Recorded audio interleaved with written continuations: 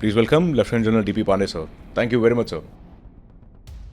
The best served revenge is cold one. When the enemy doesn't know. क्षमा शोभती उसी भुजंग को जिसके पास गरल हो.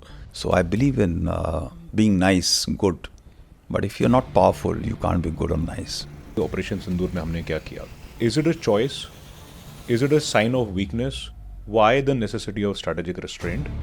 And ये हम इसलिए करते हैं क्योंकि अगर हम पृथ्वीराज चौहान के टाइम से समझा जाए कि we are okay and we are casual about it, or this is a important messaging that we have done.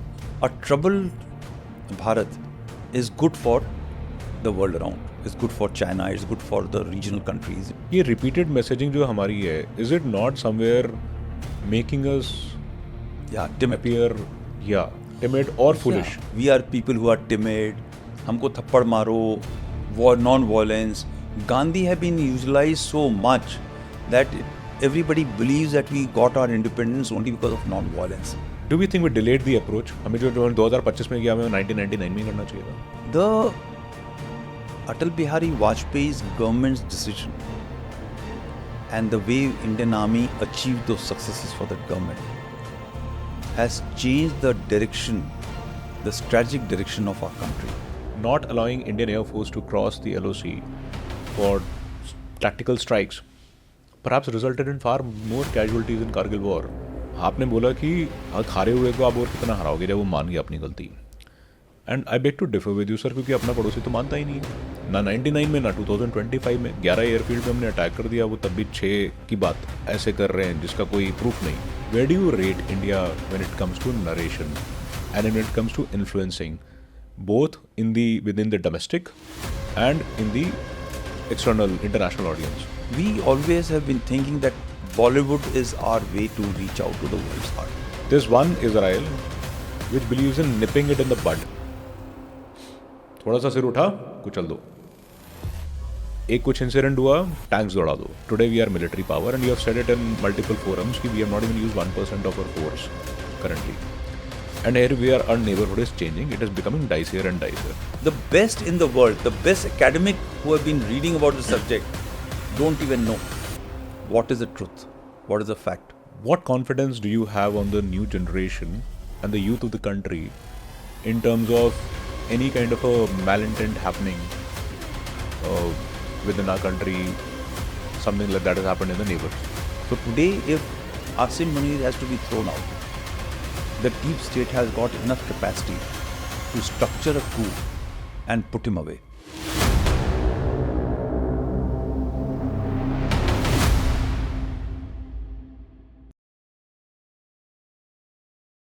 जय Hind friends, welcome to revelations with Manas ji. अक्सर एक वर्ड बड़ा एब्यूज होता है, स्ट्रैटेजी, और दूसरा बहुत यूज होता है एग्जीक्यूशन. प्रॉब्लम ये आती है कि स्ट्रैटेजी और एग्जीक्यूशन के बीच का जो गैप है वो अक्सर समझ में नहीं आता. जो लोग स्ट्रैटेजी बना रहे होते हैं उनको एग्जीक्यूट करना नहीं आता. जो एग्जीक्यूट कह रहे होते हैं उनको लगता है कि स्ट्रैटेजी वालों को कुछ पता नहीं है. क्या सच है क्या नहीं, ये और भी कॉम्प्लेक्स हो जाता है when it comes to military matters, when it comes to the domestic affairs और matters concerning our national security. So मैंने सोचा कि why not to learn from somebody today who has done it all at the ground level and through the ranks has grown up to the level where they can strategize. So इस संदर्भ में मैंने एक किताब पढ़ी and किताब का नाम है Reflections on Strategy, and I requested the author of the book to come today to the studio, and the author is a multifaceted personality. He's a PVSM AVSM Uttam Youth Seva Medal, a retired Corps Commander. He's a model of lately because he's been launching vehicles. He's a movie reviewer and somebody who's absolutely approachable and simple to nobody like me. Please welcome Lieutenant General D.P. Pandey, sir. Thank you very much, sir. Thank you.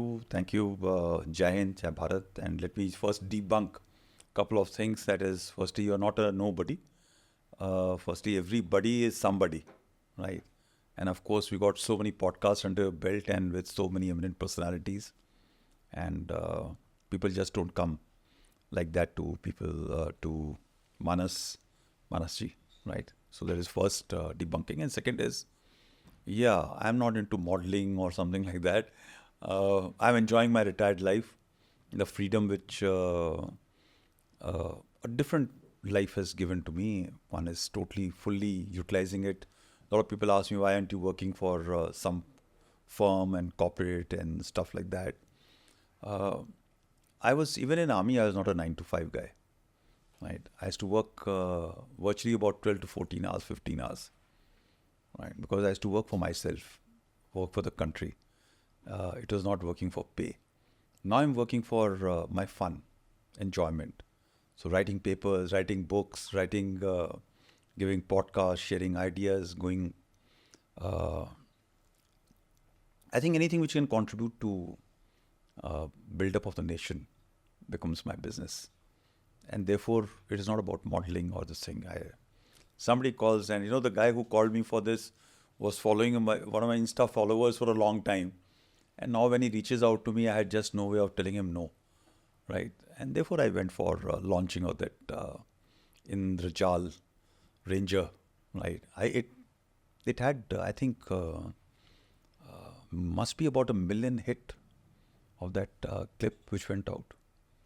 So actually, वो बहुत समझदार इंसान है जिसने आपको बुलाया था, because it's good seeing कि इंडिया में ना रियल हीरोज REAL पे अब फोकस होने लग गया है और उनको ऐसी चीज़ों के लिए बुलाया जा रहा है रादर देन REEL वाले हीरोज जो हमेशा सोचेंगे कि कि किस में मेरा फ़ायदा है या किस में नुकसान है. Commercial benefits prevails the national interest most of the times is what I feel.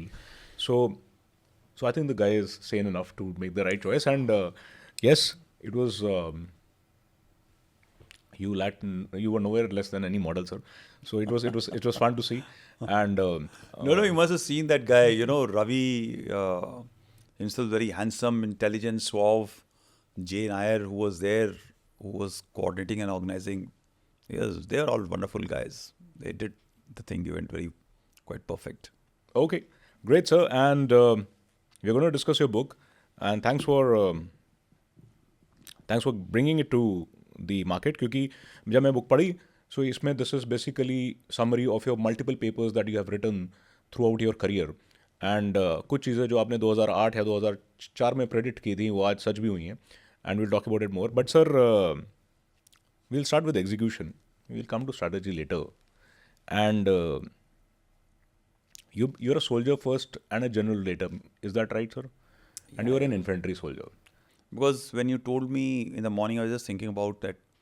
How should I introduce the book to you, right? And I think before I forget, how should I must speak.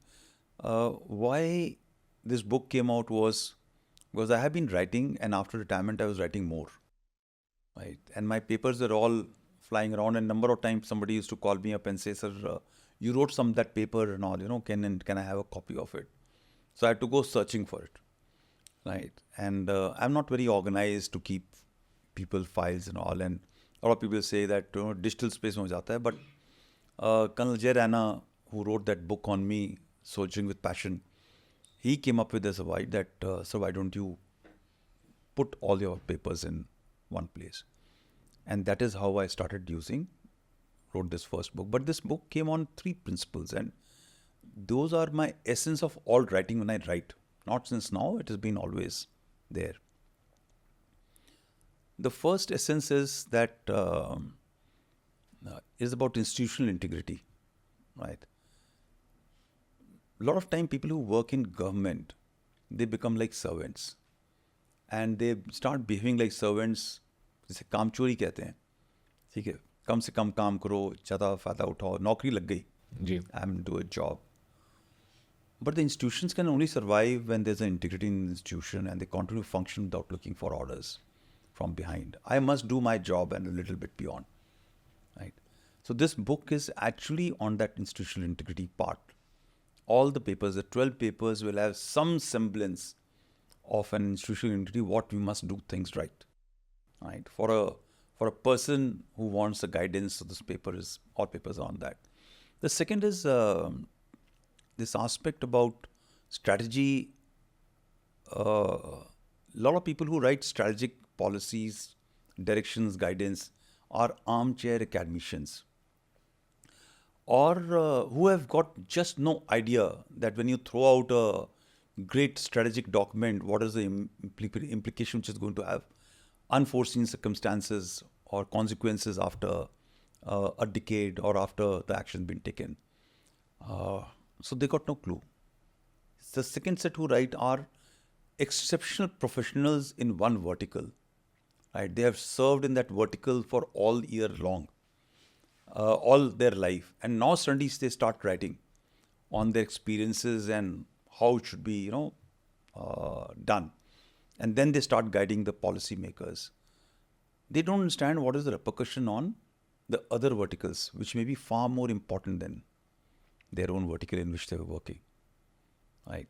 And these strategy formulation have got impact on the practitioner. So good about 42 years I was a practitioner, and the felt of that wave which used to come from the strategy which was being dictated to us used to come and hit me as a practitioner, and I used to always wonder, who's this idiot who's telling us to do this, right? So eventually when I grew out after about 25, 30 years of service, I started getting an opportunity of getting into strategy formulation. I was very lucky to get most of my appointments you get very rarely independent appointments, which are away from hierarchies and controls. And then I got the opportunity to formulate some degree of strategic guidance for me or for my team and organization, and allow it to roll out and see what is impacting, and then come back and carry out a shift and change, right? And so I'm a very experimental person also. I don't follow structures and norms. And this allowed me to understand that how to have an interplay. But most of the time, so this book is from the practitioner's perspective of how strategy impacts. And therefore, when you're making a strategy, kindly make it with the idea of practitioner's point, that it pinches there and how easily can be rolled out so that the person who's going to actually implement the strategy should be doable for him and not a restrictive or a pain point for this thing. So these are essentially this thing. Then, the book is very interesting on two parts. Strategic restraint. If you see my first paper in that is our strategic restraint, which is about Kargil operation, and we can talk about it later. And it ends with another strategic restraint, Absolutely, which happened when I was making this. I was upgrading all my articles to the contextual environment, and then Operation Sindoor happened, and how people were castigating the present government for not going full hog. Right? Possibly I was the only sane voice trying to say initially that don't go for the strike. Right? Go after some time when actually, the revenge, the best served revenge is cold one. When the enemy doesn't know. But then, political compulsions pushed you. But yet they were smart enough to not go beyond. Right?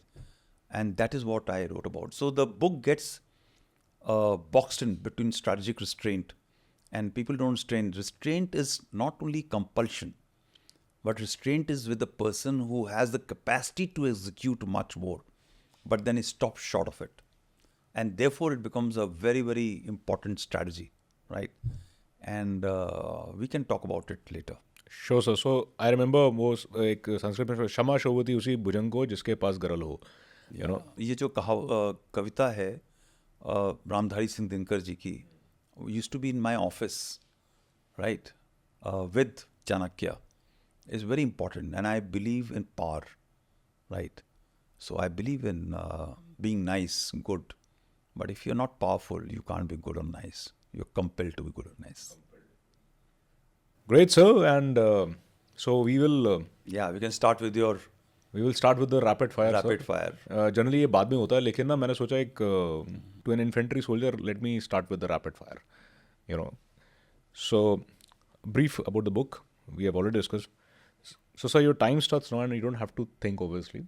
And is restraint strength or luxury? Is strength. Does India act strategically or reactively? It does reactively. Narrative or territory, which matters more today? Narrative. Jointness, systems problem or leadership problem? I'm sorry, you said narrative or? Territory, which matters more today? Territory matters. Okay. Jointness, systems problem or leadership problem? Leadership. Can strategy justify extreme human cost? Yes or no? Yes. Does technology change war or just accelerate it? Accelerates. Can critical thinking beat digital extremism? Yes. Is winning battles easier than thinking strategically? Yes, of course. Winning battle is much more easier than thinking strategically. Okay. Surprising for me, someone who's not been on that side, sir. Can nations lose without being attacked? Yes.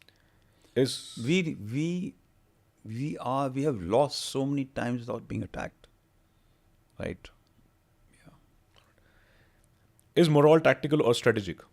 Strategic. In limited wars, message or force, what matters more? Message.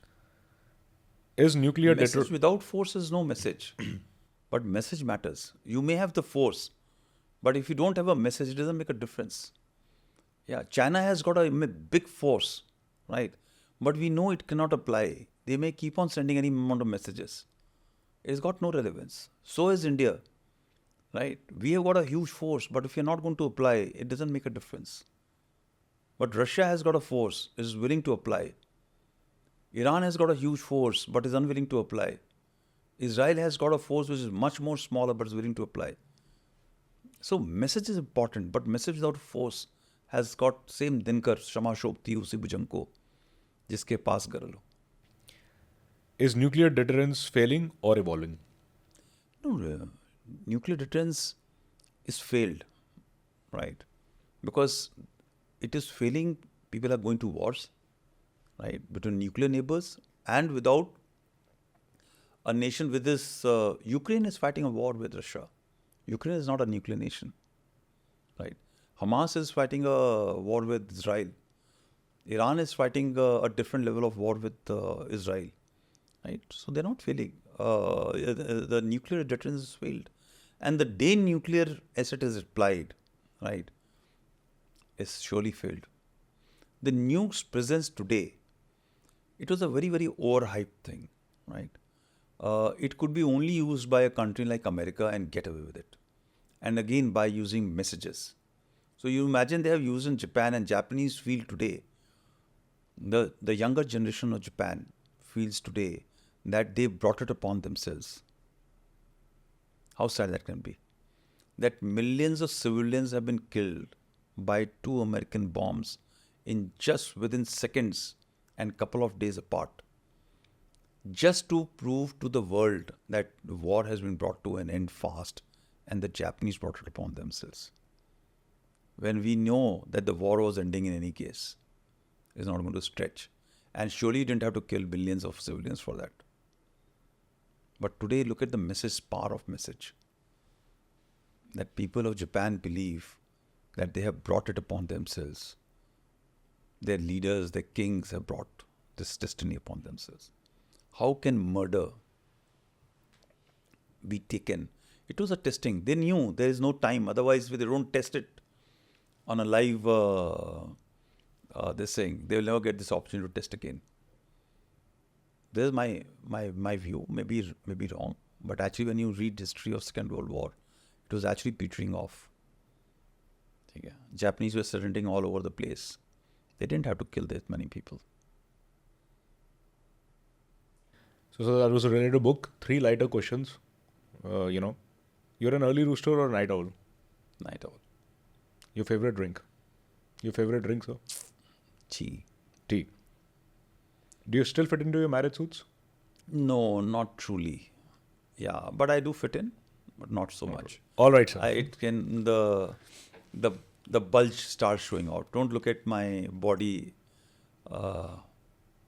I was what?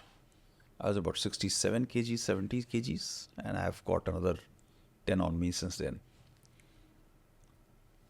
All right, sir. Thank you. So coming to the first chapter, as you said, आपने बोला this is on strategic restraint, and the book ends also with details की Operation Sindoor में हमने क्या किया. Now, what I wanted to understand out here, is it a choice? Is it a sign of weakness? Both correlating the past, the Kargil war and now, because दोनों time पे वक्त बड़ा अलग चल रहा था. Today where we are economically, we were not there then. Today the kind of, international relations we enjoy, we don't have. सरकार आज की डेट में कंप्लीट मेजॉरिटी है, उस टाइम पे कोलिशन गवर्नमेंट थी. If you connect the two events which happened 26 years apart,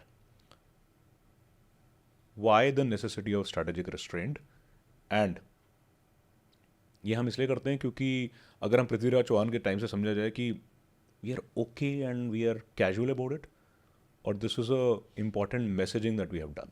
No, I don't think first is messaging, it's compulsion as well. Right. There's compulsion is off about uh, how your last about 1,300 years have shaped you. Right.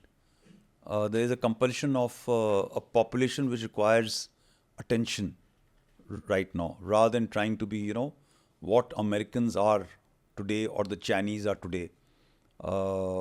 And also, even when we are extremely powerful, if you recall the time of Cholas, right, when we were extremely powerful, we were naval power and everything, we still didn't go expeditionary beyond a certain line. And when we went expeditionary, it was essentially to protect our sea lines of communication, our trade routes, to ensure that the piracy or the other powers did not attack our trade craft. So we are forces of expeditionary in cultural sense, but not in terms of domination of military power sense. So people got right till Bali, Malaysia, Cambodia, till Afghanistan and beyond. It was not through sword, but through cultural might or trade or this thing with people were inclusive. So I think when you're looking at force application as a measure of strategy, right? I think we have always very restrained. We never use power till the time we are actually pushed to take action. So this is something which comes from a cultural civilization facet, right? So Sam, Dam, Dand, Bhed, is a system in which they say, we have been talking in our context that power or war should be the last state of policy instrument to be applied. So I think that is one part. The third is that it's very important for us to continue to look at future, right? That future has to be empowered future. You got millions of people who have to ride out of poverty to lower middle income, and the lower middle income has to go to middle income, and the world around is unwilling for that to happen. It was since our independence that has been a situation. So at any point of time, any decade, when you look at the strategic construct around Bharat, it has not been enabling one. It has always been a one which wants us to continue to remain embroiled into our problem, because a troubled Bharat is good for the world around. It's good for China. It's good for the regional countries. It's about mindsets, right? It's good for this thing. Then they can blackmail us. They can actually push us around. That's the way it is. So when you go to war, you very quickly diminish in your power. For example, America, right? They have gone to multiple wars for whatever reasons, to destroy countries for right or wrong reasons. Today, what is the condition? Same, because they spent so much money to fight wars which were possibly unnecessary, right? And they're a diminished part today. $35 trillion worth of debt they hold. China has not gone on any war, anywhere it is. Japan has never gone into any war, where it is. So look at when you go to war today. Russia has gone to war. It is fragile today. Ukraine has gone to war. It is absolutely finished forever. For next 3-4 decades, they just can't come out. The current generation and the children are going to pay the debt of the war which they have gone to fight. They were compelled to fight. I'm not saying that, but I'm just giving an example. We went into 1971 for war for Bangladesh, for creation of Bangladesh. For nearly a decade, we were troubled in our economic sense. So wars have got economic compulsions, economic challenges for most powerful economically empowered nations. We are not there. We are not yet there to take that. So while we may be the fourth economic power, but the population which we feed, and when you carry out those parameter equation and checks, you find that we are not there yet to be able to apply for power willingly the way America does. So going back to history, जिसका आपने वर्णन भी किया हुआ है book में, even during the Guptas and the Cholas Empire, when India was at its prime, historically, you were saying we are not there. But when I go back to the history, thanks to your book, even when we were there, we did not do it, right? ये repeated messaging जो हमारी है, is it not somewhere making us timid. appear, timid or foolish? Correct. You're absolutely right. So, again, 1300 years back, we're willing to fight the fight when it was required. So, our strategic philosophy was on sovereignty, on responsibility, on just cause and just war, right? But just cause and just war did not mean war for purpose of fighting, but war for fighting a righteous reason or for just bellum, Correct. जब वो अंग्रेज दिखते हैं तो अच्छा लगता है, but all these things are already धर्म युद्ध and all those things have been written in our this thing. So we just didn't go for war for heck's sake. We avoided, like Yudhishthir avoided war as much as possible, right? But when it was required, they went and fought to the destruction and decimation of the enemy. They fought their own. So that has been a cultural lining. But what has happened is in 250 years, just prior to our independence or after independence for last about 70, 80 years, for last about 200, 300 years, our minds have been shaped for calling us non-expeditionary, not warring nation. We are people who are timid.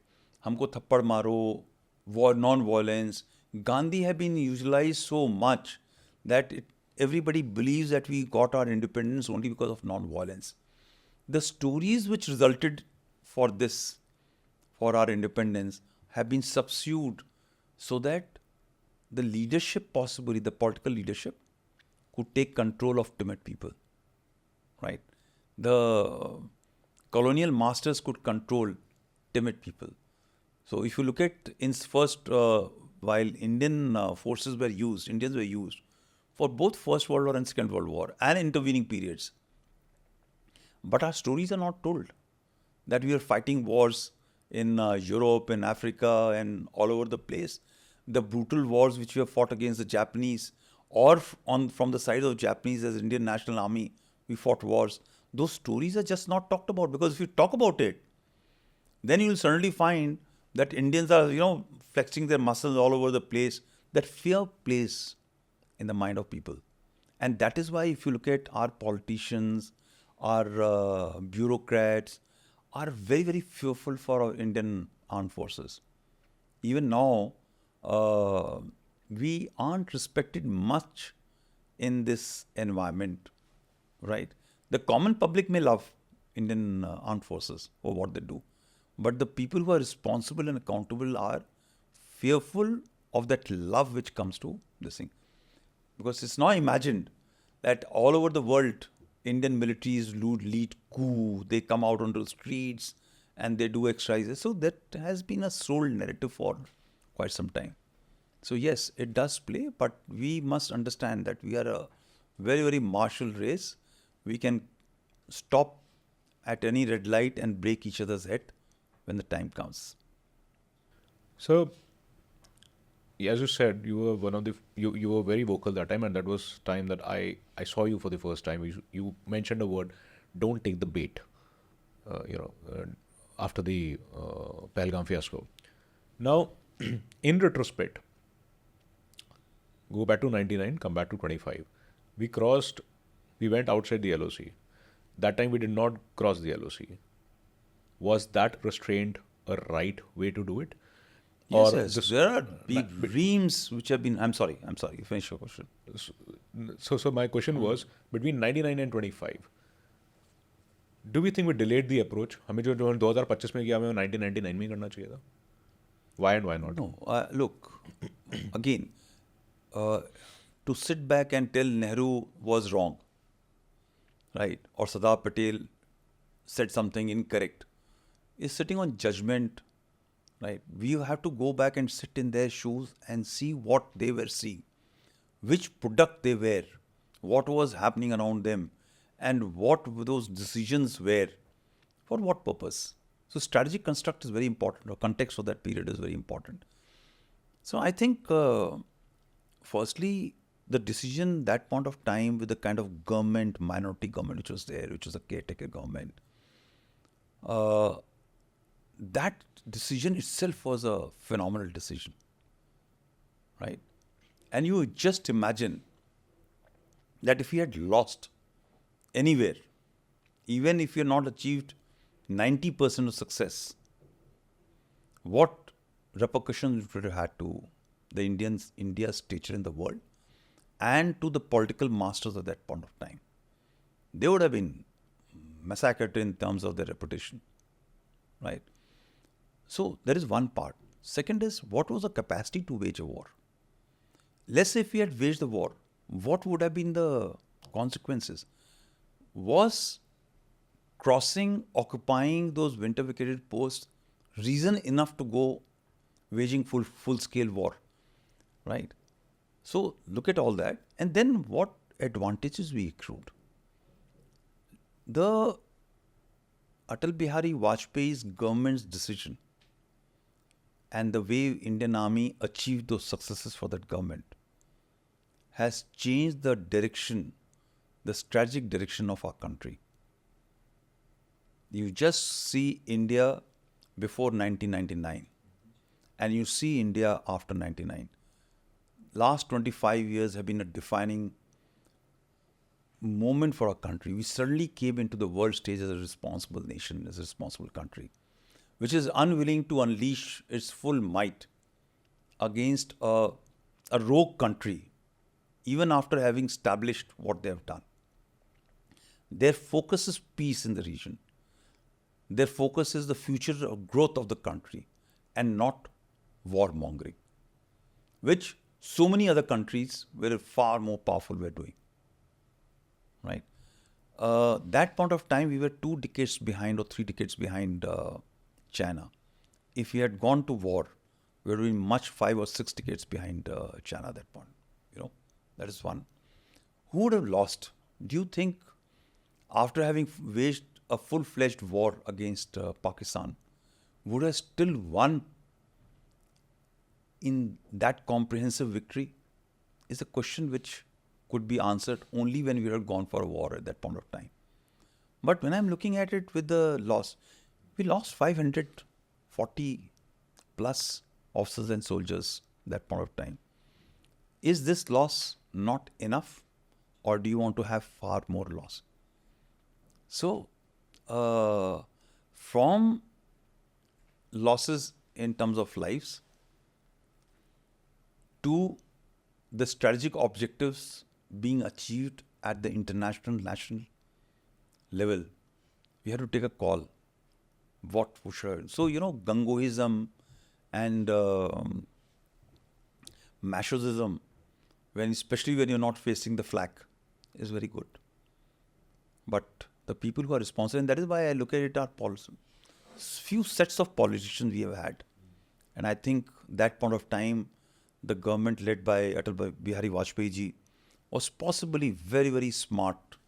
वो कहते हैं ना, लोग लगता है कि धोती कुर्ता पहनने वाला आदमी is not this thing. They are very, very, they have got that crude oil, something which tells them in the mind that what decision they are taking is right. We may not feel that way because, again, our verticals are very, very stringent.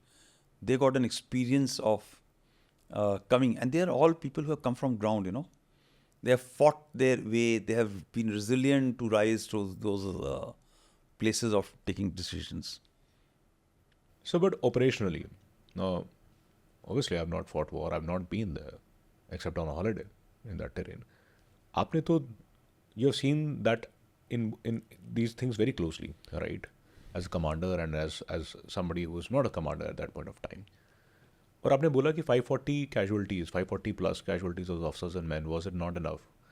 The counter opinion to that is that if you would have been crossed, because not allowing Indian Air Force to cross the LOC for tactical strikes perhaps resulted in far more casualties in Kargil war. No. These are all myths, okay? If I now make a statement about it, will become a totally this thing. So when the call was taken, carry out the strike by Air Force. 27th of May, sir. Yeah. So what happened? Sir, before that, you're asking what happened? No. After that, what happened? So the first casualty was Colonel Ajay Oja. No, there were 2 choppers went down. Absolutely. One survived, one jack survived. Correct. Right. 2 crashes. So again, ground practicalities are different, right? Times today have changed. 26 years back, if you have to carry a precision strike in mountains, anybody who's not served in mountains, I've served in mountains. A lot of people say that bring down very heavy fire, artillery, air and everything and we can decimate. And then you said you're an infantry soldier. I've been on the receiving end on the side, right? Infantry is like rats, hugely resilient. They get inside, they'll find the ways, they will survive, they'll persevere. And when that other infantry closes in, they'll kill and butcher, right? It's not platform. It is not, that platform that can't be hidden. Infantry has got ways and means to survive. So, the orders were given, they were used, but what eventually happened? So, yeah, the thing is that the targeting on the post was challenging. Carrying out deep strike, in which they carried out certain amount of destructions of logistics areas or gun areas was appreciable. But the fact remains that I think the orders were given, the clearances were given, and Operation Safed Sagar was launched to whatever possible it was there. But to say that there'll be a free flying, that people will go across, Pakistani Air Force was not unleashed at that point of time, right? So, right now we can have all thoughts. जब तक वो दुश्मन ने भी अपना हाथ नहीं खोला था कि हमने ये क्या कर सकते थे, हम वो कर सकते थे, जब वो होता तब पता चलता, right? So I don't know. मतलब I was part of Operation Vijay Kargil. I'm going to write a book. Me and Colonel Rana are in the final stages of giving a touching up to that book. Should be out hopefully in a month or month and a half's time. That book will actually tell that I also perceived at that point of time that why aren't we being allowed? I was young. I was naive.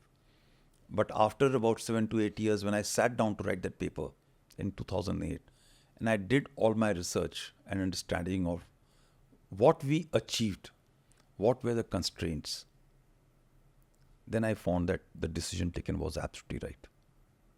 And I stand by the decision taken by the government not to allow us to go beyond a certain point of time. जब दुश्मन हार मान गया उस दिन, वो खुद ही expand नहीं कर रहा है, वो डरा हुआ है. He is not scaling it up. Do we have to actually scale up? Do you think that could we have finished it off one for all? And that ideological thing, can you wipe off Pakistan from the face of earth? Could we have done it in 26 years back? We couldn't have done it. Would the world have allowed it to happen? Did you have the capacity to do? Did you have the forces 4 times to subsume a country and destroy and finish it off? Has America been able to do it to Afghanistan? Right. I hope my answer gives you the answer of how much you want to expand. How much is too much and how much is too less? Yes. Because the question is also, आपने बोला कि हारे हुए को आप और कितना हराओगे जब वो मान गया अपनी गलती. And I beg to differ with you sir, क्योंकि अपना पड़ोसी तो मानता ही नहीं है. ना 99 में ना 2025 में 11 एयरफील्ड में हमने अटैक कर दिया, वो तब भी 6 की बात ऐसे कर रहे हैं जिसका कोई प्रूफ नहीं है. My question is, till when will we tolerate, and is restraint not repeated restraint not making it insensitive or irrelevant? Are we lacking in the messaging? No, I don't think so. We are lacking. At least not in last 5-6 years. I am seeing messaging is on, right? But then, how much you want to? After all, if your child doesn't behave well, how much are you going to kill it? right? How much are you going to hit him? 5 slaps is enough or 1 is enough? So I'm looking at that. It's a difficult choice, but the fact is that you have to do with what is minimum requirement. You should not use so much of a force that it becomes irrelevant thereafter. So military operations, political compulsion उससे आते हैं. And let's move to the very important part जो आपने rapid fire में भी कही कि war of narratives is very very important. Now you've been a former head of ADGPI also. Where do you rate India when it comes to narration and when it comes to influencing, both within the domestic and in the external international audience? Yeah, so I think we are zilch anywhere, right? Political narration, we are fantastic, right? To sell a political narrative that we are for the weak, we got political parties which are based on religion, which are based on caste, which are based on religion. So we are extremely good on using messaging for our own set of people, right? By either fear or by lure. That if I don't come to power, you guys will be marginalized. If that community comes into power, they will, right? This we are very good at. We are actually very good. But when we come to a nationalistic thought, right, we are just not there anywhere. Right? The good part of our country is that we are very small, fractured, divided into variety of this thing, so it is difficult to now go away from each other and we have to remain bind. There is a set which binds. There are secular organizations, there are organizations which have kept our country together. But I think in terms of narrative, we always have been thinking that Bollywood is our way to reach out to the world's heart. Right? Sing, song, dance, and whatever kind of movies which you may this thing is a way to reach out. Yes, it is one of a very good way to reach out to a section of the world. But when the messaging has to come, I think we don't have a organizational structure to carry out that messaging part. And that is something which is lacking. That messaging which has to go out is that India is just, India is secular. India was possibly because of what happened to it for about 1,000 odd years, and surely under the British rule, where it was in 1947, where it is today, it is because of hard work, grit of Indian mind, innovation, intellect.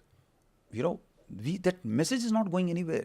Everybody continues to focus on our dirt, right? Which every country has got. You go to the best country today in the world and you will find areas where poverty exists, factionalism and fractionalism exist. We're just talking about UK, Indians and the world will talk about how unsafe India is for the women of any tourist who is coming and all. Suddenly one story will come about of Goa thing, or in Himachal something happens, or something happens in a street of Delhi, and that will become a news for this thing. And thank God it is a news, because that means this is a case which are exception in our country. But what sells the narrative to the world is that India is unsafe for women tourists, right? Because the men are ogling and stuff like that. But you look at UK, where girls from 5 years onwards continue to be raped, violated, but they are not being asked those questions to be answered, that was a consent taken and not taken. There are girls who are getting groomed from the age bracket of 11, 12, 13. And the people who are doing it are being left off. Known to the governments, documented, but not yet progressed in case of. So I'm not very sure. When you look at the domestic violence cases which are there, I'm only talking about UK, it's significant. But everybody talks that how safe that place is. But when you look at the numbers there and numbers here, you look at the exposure which comes out here. Here, anything happens at any corner of the country, there will be a group or a segment which will push it out into the media and it will come out into the media quickly. If not within 24 hours, within 7 hours. So, we are not very good at selling our narrative about how we have changed from where we were, how society, how our poor people, because, our lower middle income class is not what in the Western society is. But the Western society is about 200, 300 years ahead. In 60, 70, 80 years where we are today, they were not there when they were starting off, right? So there is a fast-paced thing which is happening. We are not able to sell that. Look at our military prowess. While people acknowledge, but how many books are there about our military generals, our military successes? Where are the books on 1971 war, 65 war, or Air Force successes in this thing? By now, there should be 10 books on Operation Sindoor should have been out by our people and should be running, should be read all the place. Who's writing? Who's reading? How many movies are being made about our a country which has never won a single war till now, has got thousands of movies, serials, everything which is there. But in India, where are the movies? Who's selling the narrative of our country's prowess? Everything which is negative comes out in our public domain. But what are our successes being talked of? So, narrative, influence, leads to influence or leads to manipulation. I wanted to understand where is the thin line between the two, because I've not seen the movie. कल देखूंगा. आपने देखी है. The latest release is Dhurandhar. मैंने देखी नहीं अभी तक. अच्छा, आपने देखी नहीं होगी. Okay, you are also planning to see that. Okay, let's not take that example. No, I am willing to take that example. Okay. Yeah. Now there is a section which is saying that it is manipulating and it is putting things in a wrong manner, and there's a section कि नहीं, let the truth come out. Now, be it this case or be it any case, are we saying that to paint the positive picture of the country, we should not show the negatives? Or are we too self-loathing and showing too much of negative? How do you draw the line? Because you've handled the communication strategy of the armed forces and all, right? And there's a very high accountability in the armed forces. So where is that line? How do you ensure कि यार ये सही, ये लक्ष्मण रेखा है हमारी? This is something which is about last 150 years, 200 years. Okay, so 80 years of our independence, about 100 years of when Macaulay thing started, the self-loathing has become very important for our DNA, for our culture, right? It has been taught that you snake charmers, you Indians, right? How can you be wicked to us? So, like, if I'm wearing this jacket today, I am not this thing, but if I'm wearing a scarf like you, which is, by the way, my regimental scarf, right? And a tie, I will come out to be much more sophisticated. If somebody comes and sits with a very elegantly dressed kurta pajama and may speak fluent Hindi, and somebody else will come with a shirt tie and may not be able to speak that good English, but speaks only in English, you can well imagine where the two of them will be boxed. Our self-loathing to our own cultural strengths is so high that we want to not believe what we have inherited as a society, as cultural civilization of last more than 5,000 years, right? So if I say that I have read Ramayana or Gita or Mahabharat, you may look at disdain. If I quote Kautilya, you'll say, who Kautilya? But if I quote Sun Tzu and I quote every author who has not even fought a war, and they will be I'll be put into a different this thing. Our need to be validated by the white man is immense, right? That is so sad.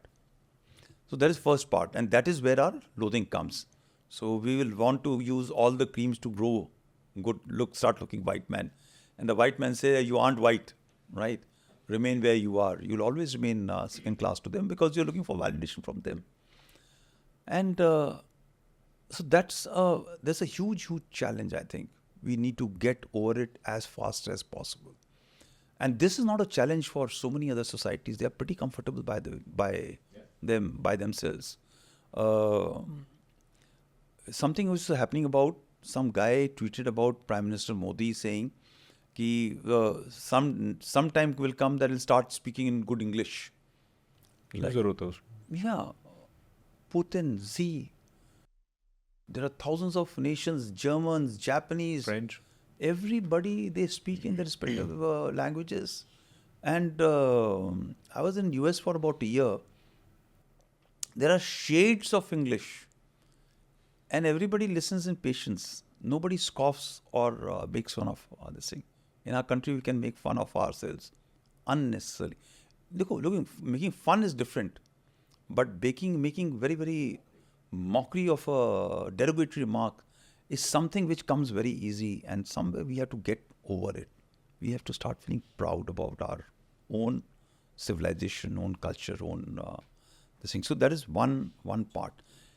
And then comes, because more you focus on your dirt, that is what goes out to the world, and especially in the digital world, that is what is being washed by the entire this thing. Oh, India is a sinkhole, right? So we have to be careful on what we just want to popularize a movie or something. We have to be very careful on that. But I will like to make a movie or tell which feels my national interest is important, right? It has to have a major segment. After all, a movie is a movie of truth, of facts. Because when you are making a mythical one, right, they'll never stand ground. It will never stand scrutiny. And what I am told about Dhurandhar is that these people have done adequate amount of research to be able to raise this movie on pillars of facts, right? And that is how this movie has come about. And let me just put a thing in perspective. Fact, truth, reality, and narrative all are different. Give me an example, sir. Yeah. So, example. Fact is something which quantifiable, which is there, which you've seen, which can be measured, right? Truth about the same fact may be different for you and for me, right? This is a book. It's a fact. It's a book. Yes, sir. Right? Now, this book is a good book or a bad book. The truth is that this book is a good book. This is That's your belief. my truth. True. Right? But your truth will be, having read that, is this saying that it's not a good book. Right? Oh, it's okay. It's readable. So there's a whole subjectivity which comes about it. Now, the reality of the book depends upon my mindset, my context which I get onto that book, because who's the author? I have already made a frame about that person, right? So it may be a good book, but I may be reluctant to accept that's a good book. But when you have to shape a narrative, then you have to weave a story on that. Now, it being a good book, you may acknowledge the good book, but you may still be able to weave a story about it that it aren't a good book. So you believe it's a good book, but you can sell a narrative of that not being a good book. So you can pick up a selective portion of the book and say, ये तो गलत लिखा हुआ है, this is wrong. And I'll focus totally on that wrong out of the 1,000 pages of book, on that one page. And I'll spiral out that, look, this book is all about lies. It's about statistics, Right? Statistics is about facts. But when you compress one part of that data, straight away that answers start becoming the answers and outcome which you get are skewed. So the same statistics, same data, I can showcase. For example, the highest crime rate in the world happens in India. Is that right? This thing. Because we're the most populous nation. In the absolute numbers, yes. In absolute numbers. But the moment I say per capita, it would be different. Then it becomes different. Now, happiness index. I just take sampling of four people. Now, I may decide to take sampling from Delhi, from upmarket, from Khan market, and meet chirpy young children coming out, from the school and take the sample.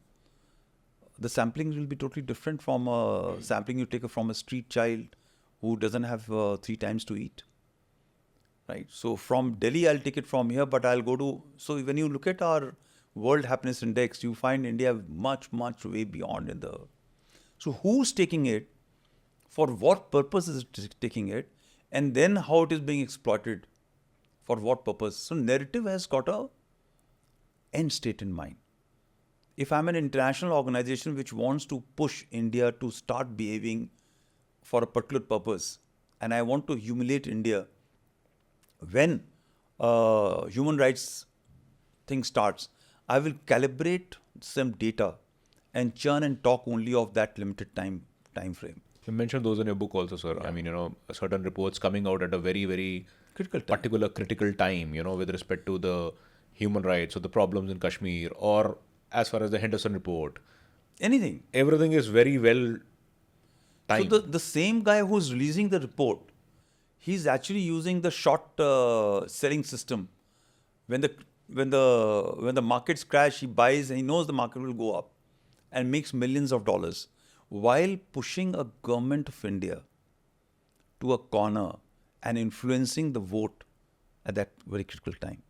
So that the party for which they are trying to influence comes into some degree of relevance. So you understand, that is where the narrative shipping is. So at midnight, the release, the 300, 400, 500 pages worth of reports being released, within minute, there's a toolkit being used by everybody and the tweeting starts. And there's a narrative which gets shaped. People start now pick up that, and everybody wants to be the first man to type it out and to write this thing. It has to be covered in the news. The anchors, the background people, nobody has read the report. But everybody is using those toolkits to start commenting upon it. Whose mind is being set? The voters. In a very subtle manner. Because now, after about a day or two, somebody says, nahi, this sab galat tha. Doesn't make a difference to the common man on the street. He doesn't know. So let's combine the two. One was the strategic restraint we spoke about. Then we spoke about the narratives. And obviously now there is a third important section that you've spoken in, non-kinetic force, in your book. I want to combine it with a paradigm that is in the, or the situation that we have in the subcontinent. There's one Israel which believes in nipping it in the bud. थोड़ा सा सिर उठा, कुचल दो. एक कुछ incident हुआ, tanks दौड़ा दो. Right? I'm talking even before 7th of October, we all are aware. Now, इधर हम restraint की बात कर रहे हैं, where today we are military power, and you have said it in multiple forums कि we have not even used 1% of our force currently. And here our neighborhood is changing. It is becoming dicier and dicier. If you see what has happened in the last 72 hours also. And there is narratives around it. Now, is strategic restraint relevant? Is the narration that we have been fed and we are taking it to the masses is adequate? And the third thing is, in terms of non-kinetic force, will it help or will it work in this situation on our eastern front? So, the non-kinetic impact on India or Bharat, not only Bharat, wherever, has always been there. But its direct and very fast and furious impact has been in this century, right? And it is not because of the present government which is there. A lot of people, present government will start feeling key. It is because of us. A lot of people say it's no, it is all over the world. The technology which is disruptive, which has allowed non-kinetic forces to function, are this article I have written about Al-Qaeda and ISIS in this thing. How Al-Qaeda has used informational, there are 5 very critical elements of power, projection of power, and which is used by nation, by states, by countries against within themselves and against each other, and that is diplomacy, information, military, economic, and now technology has been also added a very important element of power. Al-Qaeda doesn't have a geographical space, right? So ISIS also had for a brief period of time. Now, of course, if you look at it, the current Syrian top leadership, in some form or other, ISIS got some space otherwise. How is it that they have been able to embed themselves in the mind of people across the globe? They have used information domain, a very, very critical component of non-kinetic warfare, right? And again, the best practitioners of information are the politicians. They use statistics, they use information selectively to twist, or they use historical context to twist the thing. Like the Western powers are against the Russians for their attack against Ukraine 4 years back, right? They're going to finish 4 years in coming Jan, right? Some will talk about 2014 when they went into Crimea. The attack started. Ukraine, Russia think the same. When you ask the Russians, they will go back to 2006 or 9 or something, when they promised that they will cross, NATO will not expand, right? These are promises which have been made and violated. So these politicians the top leadership of the world, for their convenience can shift the timelines to suit their requirement. So one thing they will say now and then shift the second thing. And the people who understand what they're doing, but larger population doesn't understand. And therefore, Ukraine is going to fight to the last Ukrainian, right, for the cause of so-called NATO or small countries like Lithuania and all, who want war to continue for destruction of Russia without actually contributing even one single soldier to fight the war.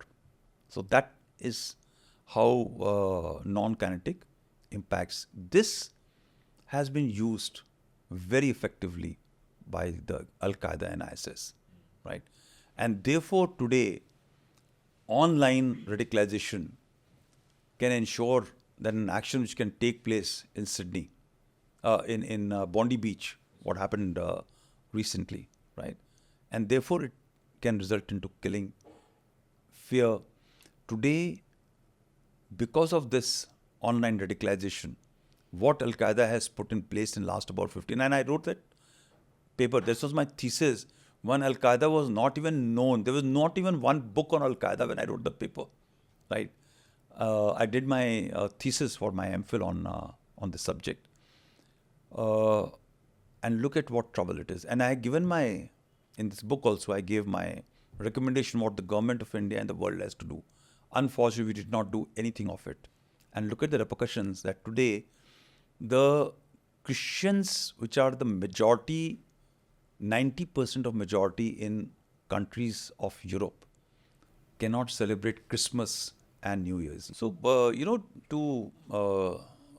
to come to answer your question that what Israel is doing, nipping in the bud, is a solution for us? No, I don't think so.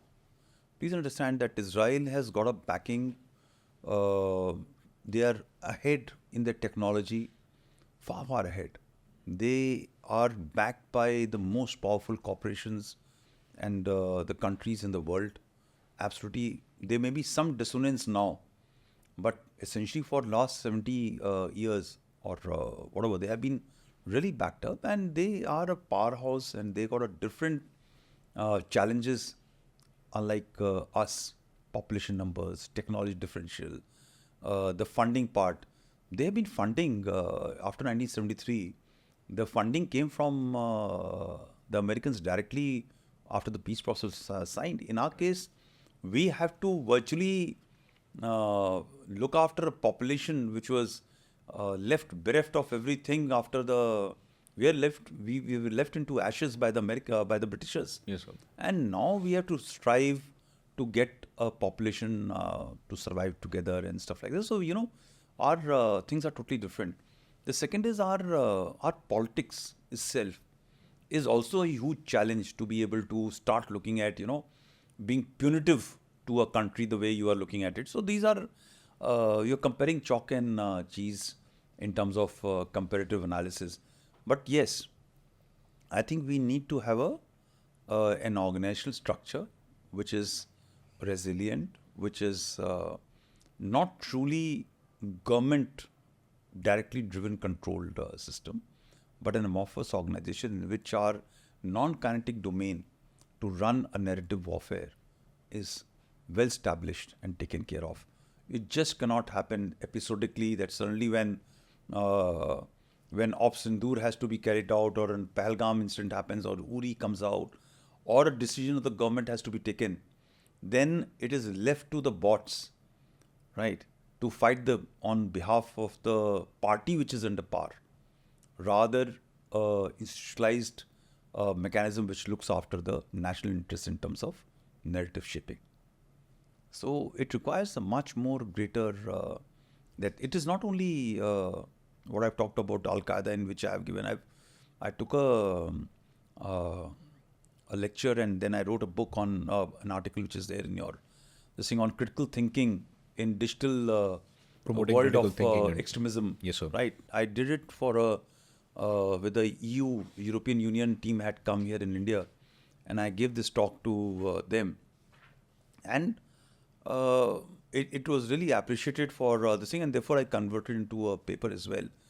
So this whole mindless shift towards digital world, which we just can't stop, needs to be backed up on a very good education system as well, which warns us that how we need to find what is a deep fake, how manipulation of digital content will be done, that maybe a guy who's an online recruiter is not able to reach out into your home, that the parents are totally unaware that the child is now being shaped to become the next lone wolf to carry out a terror strike. Right. So, it will require an institutional government level approach. It will require the society's investment. It will require a technological investment or a block to ensure that such content doesn't happen to come about. This thing. I'm not saying that you have to go the China way by creating a total different digital interface, disallowing your entire country's population, because we are a different democracy, right? It will be very difficult for us to carry out censorship or control the way China does, which is a different ballgame. But I'm sure there will be technological tools which will be required to be put in place. Australia has taken an action for that matter, that children below 15 or 16 years will not be allowed to be on social media things. Will protect their children.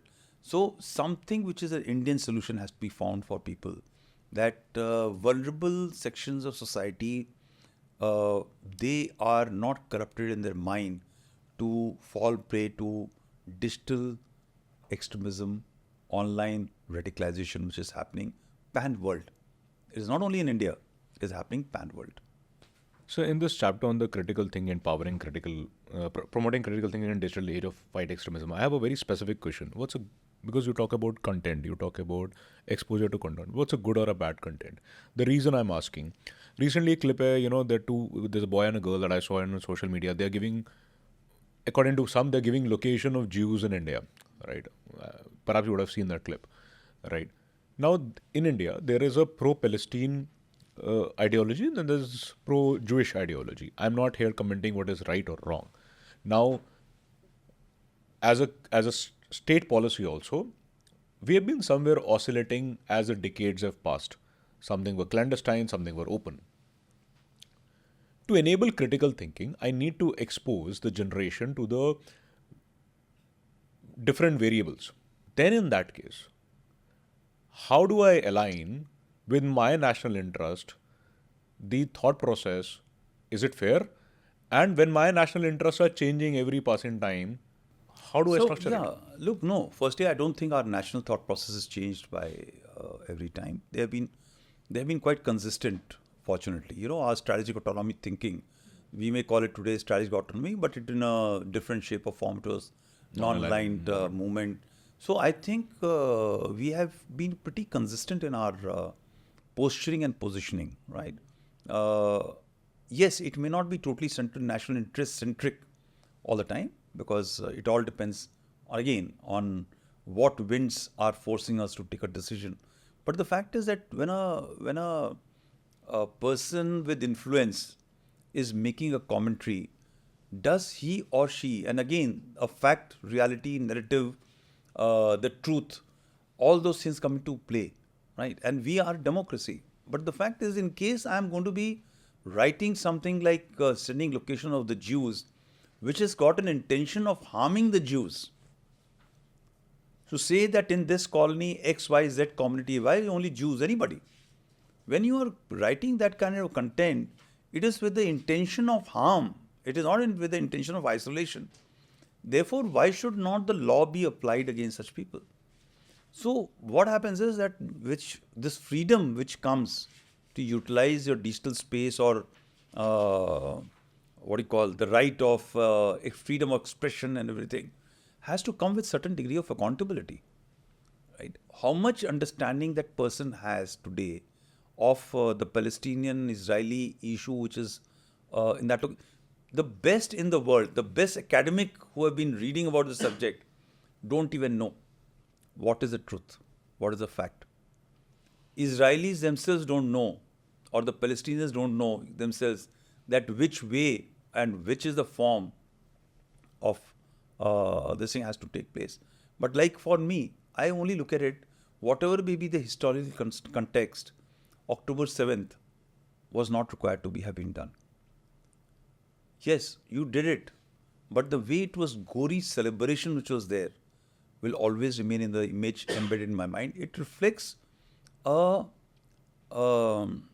very, derogatory, a very disgraceful part of a society when a guy having murdered somebody, Fatso gives a call to his mother on a mobile and says, and she's celebrating, well done, of having killed 2 young children, brutalizing, and it's all live. So, somebody may say it's angst, but it doesn't happen in our society. These things can't be let go of. What should be there on the content is an issue which as a society we have to take care of. It just cannot be to please a marginalized section of society. Not marginalized, I'll say marginalized. I very, very strongly believe that I am for Israel. So I can keep on posting everything which is pro-Israel onto the content, and let's kill all Palestinians and kiss this thing, or vice versa. We can't be allowed that. That is not being right or freedom of expression. Somewhere we have to take a call. What are you going to put? Is it going to be aggressive? It is going to be offensive? Is it going to be murderous? You have to take that call. Is it how much nudity is good enough to be put across? Which age bracket is to be put across? Is 15 enough? 14 enough? 12 enough? That I can come out and showcase a small little child naked, which can be 1 year, okay, it's okay, bacha to hai, and thereafter you can continue. So you have to decide what in terms of morality, what in terms of posturing is right for our society. And I think if you sit back clearly, even the wokest of the woke will truly know in his heart or her heart, or whichever them, whatever they want to call, actually what is right. Conscious बोलती है. conscious क्या बोलती है, हर एक का conscious बोलता है. But you know, there'll be a left winger who's conscious, because I was on a television debate and there was a chap who said, oh, Dhurandhar is all bakwas, everything is nonsense. So be it, because you have been in a paradigm of believing anything which is right for our country. What China does is right. What Russia does is right. What communism does is right. Because you believe in communism, right? But that doesn't mean that somebody else who doesn't believe in otherwise, other democratic norms is not right. So there's a lot of time you've spent, a lot of good data points have come in the information and cyber and non-kinetic warfare and counter strategies chapter. Now, when I look at the way things have changed around us. A point which I write, I'm sorry, I'll just, I write about in one of those papers about non-kinetic, right? Non-kinetic meant what? Non-kinetic meant the means are non-kinetic and outcomes are non-kinetic. But today, a non-kinetic, this thing has got kinetic repercussions. So when online radicalization, messaging, posting a deep fake can result into street violence and thereafter result into death of a bystanders, has got kinetic of this thing. When I use cyber, right, to carry out a cyber attack on to destroy a critical, flights can't land, AT is gone berserk, and 2 crashes take place, has got non-kinetic to kinetic connotation. You strike onto power grid for a long enough time, and you ensure that the trains which are moving on this thing, you know, the signals get awry, and some casualties take place, has got kinetic connotation. You carry out strike on command and control system, and the military forces are unable to be applied in time, resulting in casualties, has got a kinetic condition. So non-kinetic has become adequately kinetic. And the truth is that we aren't there. Second is, there is a belief which is in our system that non-kinetic has to be defensive. If you really, Shama Shopti Usi Bujang ko jisme. So, you know, when you are defensive, everybody will come and attack. So try kar lete. Now the attack may not be only from your enemy which is sitting. There will be alliances, there will be lone wolves, there will be organization. Turkey will support Pakistan, Bangladesh, anybody, because it believes on a religious orientation, and therefore India will remain a constant target for them. Right?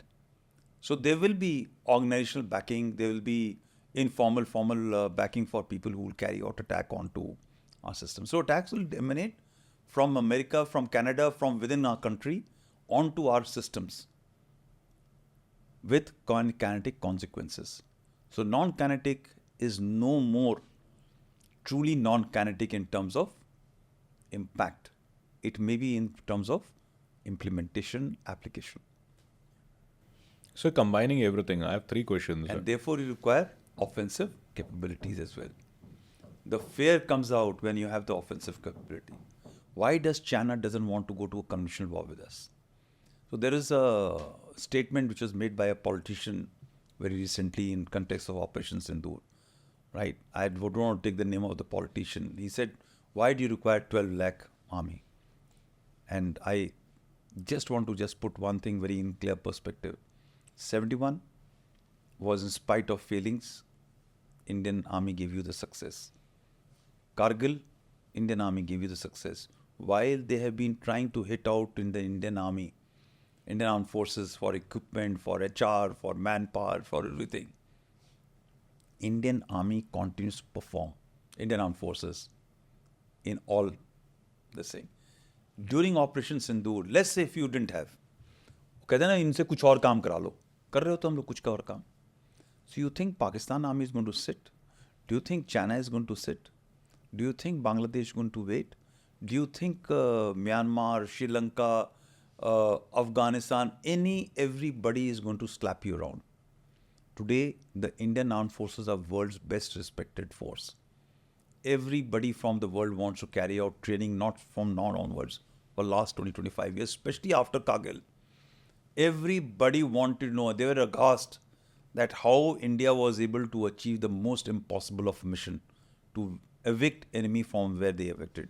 And that would a very less casualty ratio. Yeah, Deployment absolutely. and casualty ratio both. Sir. Correct. And I will love anybody who wants to believe otherwise to come and walk and stay. Why not? If he feels that it is otherwise, he must go out and stay in one of those jungles in Jammu and Kashmir alone. There's some 5-6, not 5-6. They can take 1,000 or this thing into the jungles of Jammu and Kashmir state, or he can go and stay on the border for once and see what comes from the other side, right? Or he can at least walk 500 meters up on the path on what Vikram Batra walked up, knowing fully well that he's going to die. He went multiple times till the time he died. I love that gentleman who has held a esteemed position of power to actually walk up the path and actually feel the pain. Go and visit the family at least, right? And see that sacrifice has led what loss. They may be extremely proud family, but you can't replace that loss, right? They don't have these losses. That is why such silly remarks can come about. And that is where I think is very important for anybody who's important or going to make statement must understand about national security. National security is not, 20 years back, 30 years back, you could have made a statement and get away with it.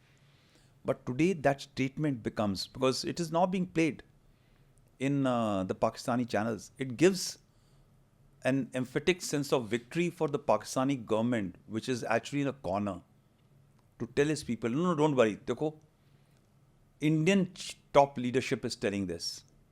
हम जीते.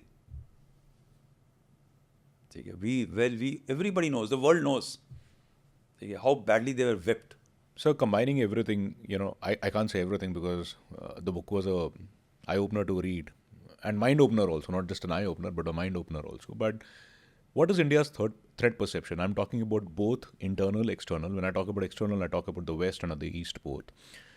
When I talk about internal, especially if we consider the non-kinetic media narratives, digital narratives, whatever, things that you have very highlighted with examples in the book, do we face the threat of regime change or any kind of such movement, especially with young, population, with employment still a problem? We are a growing economy, that's great, but we have our share of challenges.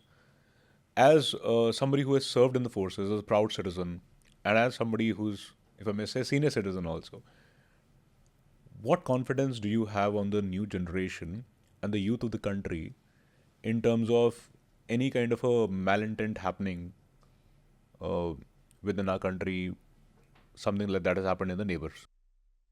So, what is our weakness is our strength.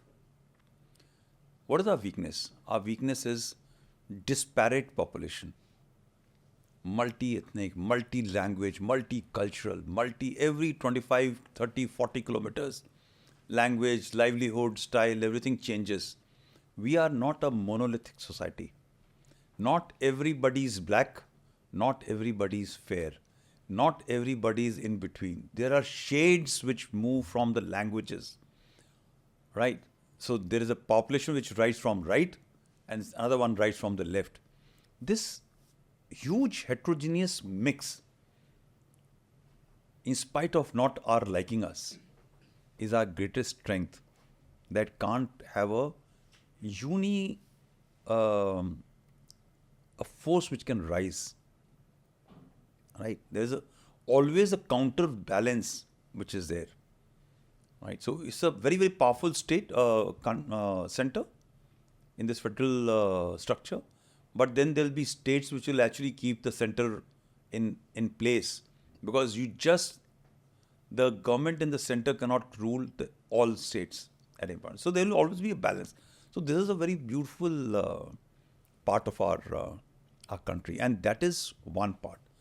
The second is, unlike the radicalization which happens, let's say in Bangladesh youth, right, or in Pakistani youth, we can't compare India with these two countries, because There it is total madrasa kind of an education which is happening. And even if madrasa education, there are children who are going to modern schools, their education is compelled to be also in the afternoon to follow a certain path and the same.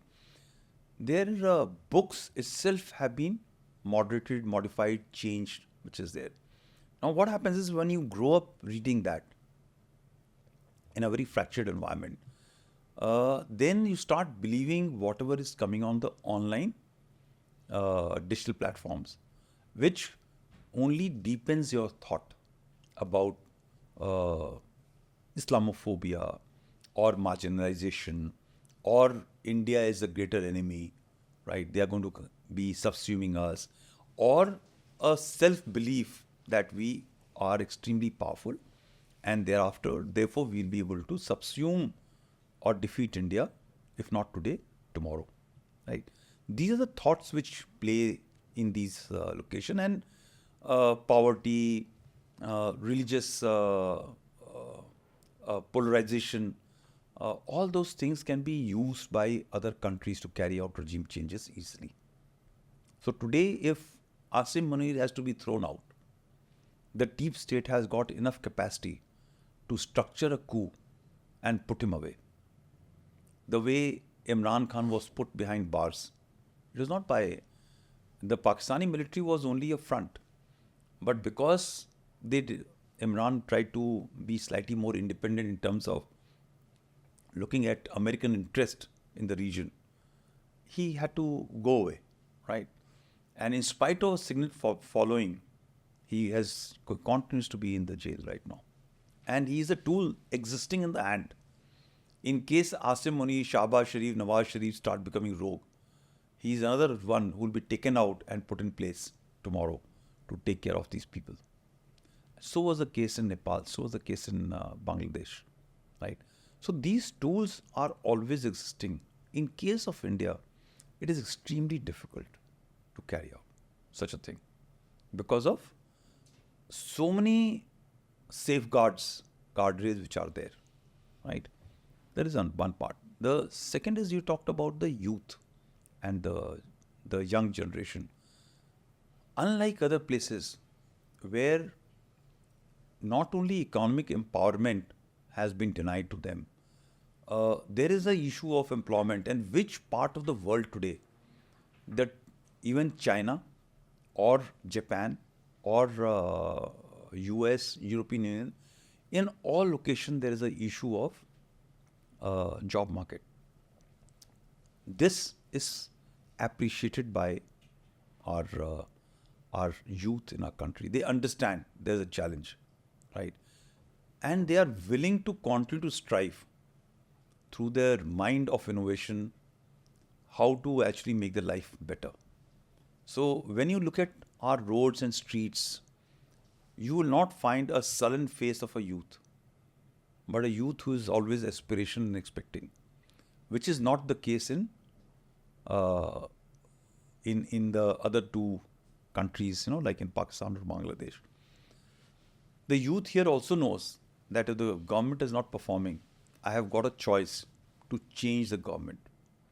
But in both the countries, they also know that I may change a government, I may do anything, but I am likely to get the same meat back again. So what happened in Nepal? There were quick shifts of governments, at the top leadership. But the fact is the same people were rotating. They had no choice to this thing. In India, they know that we can overturn a government. If I don't like this time, I'll overturn it for the next time. And so every 5 years or 4 years or 5 years, at the level of state or at the level of center, I can change and maybe my life. So there is a future which is always expecting. And then our education system, the guy is empowered. He also knows कि मैं पढ़ा लिखा हूँ, job is there, but I am not getting my crack. So if I don't get this, I may try something private, I may do something. And the last is that I think while I'm not for this freebies, right? But today in India, with all this system in terms of giving food to people who don't have jobs, or some sort of guaranteed job in a month, has ensured that Nobody is dying of death, of hunger. Uh, Nobody is living a life of truly penury. There are gaps. You can find hellholes in heaven also, and we are no heaven, right? But we aren't hellhole, right? So we can always find black locations, but largely when you look at 1.4 billion population, we are pretty in a rock solid place today, right? I think the government is working. Governance may not be truly effective as of now, but yes, I think in a large scale, anybody who wants to work hard. I met a boy who was driving me, a cab driver, Uber. ये साहब 10 साल मैंने corporate के अंदर काम किया है, and I have left the corporate job. I'm happy driving Uber because it may not give me that 60,000 or 70,000 or 80,000, but I know that at 15,000 rupees I have got a 2-room set house, which is not into a high this thing. Well-educated guy.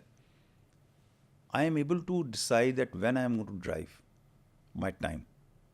I have to just come out, put the meter on, and I'll get something to drive. And my child is just about a year old. I want to spend time with my child and my wife who's here. And I'm able to spend that. So I do about 10 hours at my own time, but I spend virtually about this much time, and I earn about 35,000. So he's happy at that 35,000 rupees. Is he right? Is he wrong? I don't know. Right? Somebody may not be happy, but today he has found his contentment. Anybody who's willing to work hard has got an option to survive in our country. Last question, sir. Our education system has produced or given us the likes of President Kalam, and there's on the other extreme there have been the likes of Yasin Malik.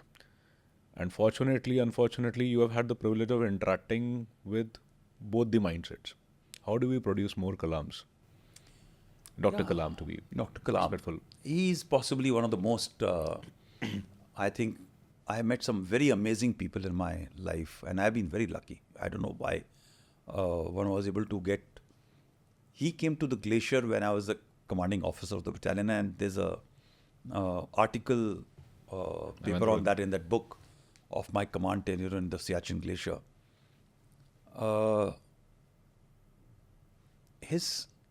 I only just, what is happening is, and I think I tweeted only yesterday or day before yesterday about it, that we should not rush too fast in adopting what the Western people have been trying to form in their school in terms of style of teaching. A lot of people have been telling, हमारे यहाँ तो रट्टेबाजी होती है, too much of our time is spent on SQPW, too much of time was spent, I'm not sure about your time because you are at least 2 generations younger to me, but there was something sane when we went to the school. 2-3 things were very simple, that we need to clean up our house rooms before we left and put our chairs and benches and clean up the thing and keep a chalk and this thing. The baddest of bad guys who were backbenchers like me were given a chance and opportunity in a month that this is your job. Next day when the class teacher comes, it should be done, dusted and kept ready, right? So it told us that you need to work your hands, dirty your hands and clean up. So when you did a activity which was for a school, things were carried and done by the children themselves. And maybe it was in central school because I'm a central Kendra Vidyalaya product. I've been also privileged, sir. Yeah. So that was something we were always talked about moral values. Some of us went bad, maybe like me. But most of my classmates had been extremely honest and good people, right? And I am yet to find within my class one bad egg which has come out from that school education system. Quite a few of them are abroad. They are serving our nation, their adopted country, as well as any of the people could be. I'm talking of my classmates, right? We are still, thank God to digital media, we are all in touch. But the new system of teaching, which is coming about, that you cannot, accost a child. You cannot. There's a whole issue of sensitivity. उसको अपने आप कर लें, दो कर लेगा. What is happening to the West, which we are trying to follow the Western model? We need to learn from it.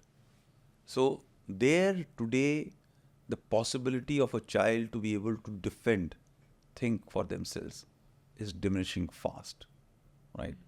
So here we are, that rote education system which looked very silly, produced heroes like Dr. Kalam and so many of them. And most of the people also who have gone abroad are the product of the same education system, who are making making America great time and again. Actually, America has not been made great by Americans. It has been made by people who come from outside, right? And most of them have been Indians.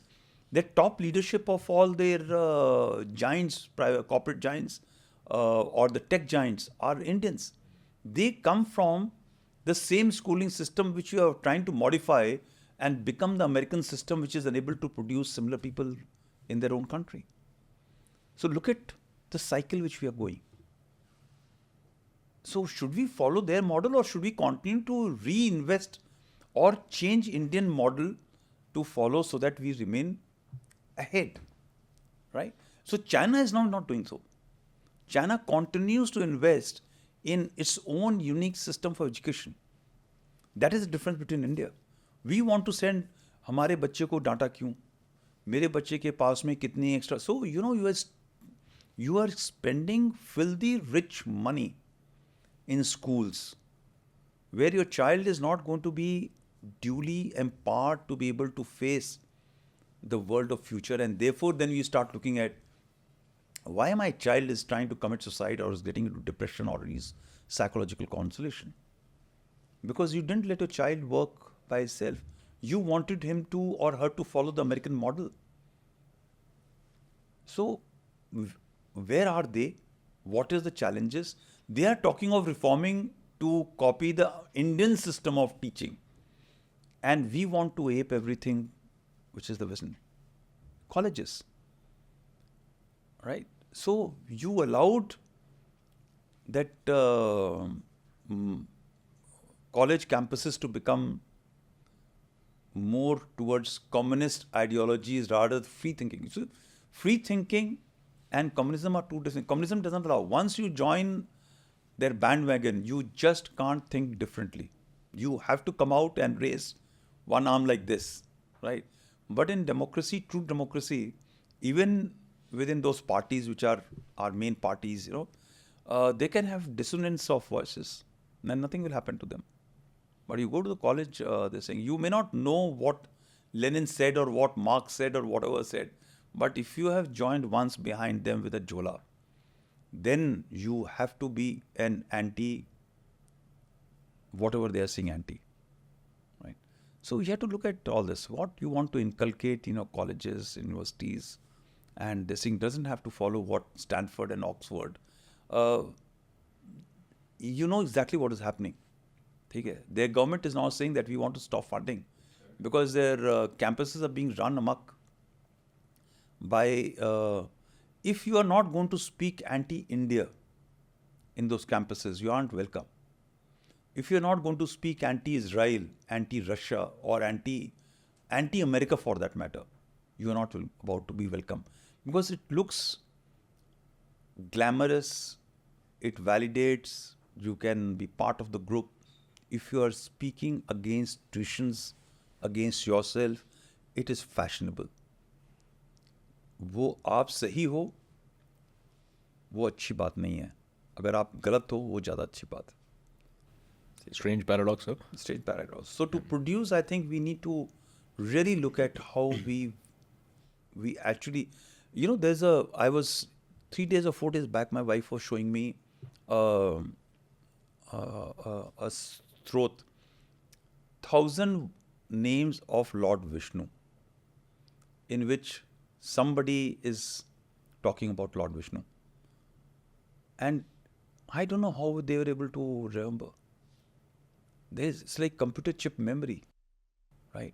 And if you ask that person, he knows the meaning of each and every this thing story. So there was a time when by our history came not by written documents, but somewhere in the chips here. And that is what made Abdul Kalam, Dr. Abdul Kalam and people like him. Well, so he's somebody I definitely find a complete reflection of a true Indian, and perhaps the essence of India or Bharat, whatever you may address it as. It's a good citizen of the world, actually. And one of my biggest regrets in life is that I didn't have an opportunity to meet him. I was very fortunate. I have met him. I have been honored by briefed Covid ji, Right. the president, and of That course was when you got your president. permissive Seva Mandal. He And said no. He came also to Kashmir Correct. and all that time. Sure. Twice I was with him, and of course the president, Madam Murmuji. I've been very lucky. Well, sir, the harder you work, the luckier you get. So I think that's why you were lucky. Perhaps you worked very hard. No, I think everybody works hard. You should have blessings of so many friends like you and my elders. Thank you so much, sir, for considering me as one of those. So that was General Pandey, sir, on this show. And we were discussing about various aspects of what he has mentioned, what he has tried to educate all of us about his 42 years of paper writing in some form or the other. And that's a comprehensive book about reflection and strategy, which says, Bhay binu hoye na preet. So, Bhai bin hoye na preet. Thank you so much, sir, for coming in and for this lovely gift, and that I could read through and enlighten myself. Thank you. Thanks, Thanks. sir. Jai Hind, Thanks, sir. Manas.